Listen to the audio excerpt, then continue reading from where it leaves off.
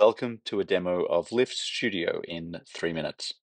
So to get started, you're going to connect with your Web3 wallet and jump straight in, create a new AI agent, and whatever name and description you give it here is what's going to appear publicly if you decide to share this.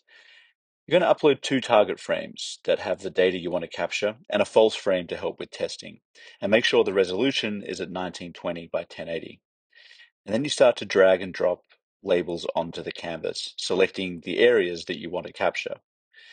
Now, most things you capture will be string or numbers, and in this video, we're not going to showcase object detection. We'll save that for another time.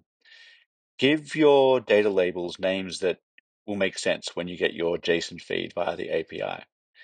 So you can see here, I just add another label, select the area, and repeat the same step, keeping that labeling pattern really consistent. Now I can also select numbers, the timer, and build out the full selection of data that I want to capture, moving around the canvas, dragging and dropping, selecting areas. I can also add data that comes and goes like this to make sure that if it's present in the content, I'll capture it in my feed. And once I'm done, I test my agent to make sure it's successfully detected and extracted that information. It looks like it has. And now I move on to scene context. Scene context is how you train your agent to recognize this frame in the feed, this in-game moment. And to do that, we've got a couple of options. One is template search, which we'll save for another video. But we're using line selection, which basically means adjusting the resolution to identify the lines that always appear in this frame and drawing boxes around those as well. And so your agent will know at a glance that if those lines are present, it means it knows what data to look for. You can see it's failed the first test here. All that means is I haven't drawn enough lines.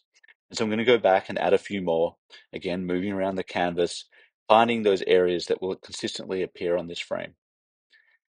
And then once I've done those, I'm going to retest this scene, and hopefully with that test it now detects this frame correctly, and you can see that it has. So I'm going to save that, return to the dashboard. I'm going to make this model active, and now copy this agent ID and go and test it.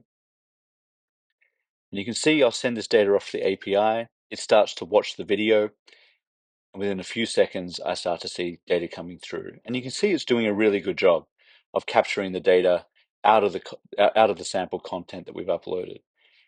You may see some recognition errors from time to time. All that means is that the data that you were looking for wasn't available on that screen.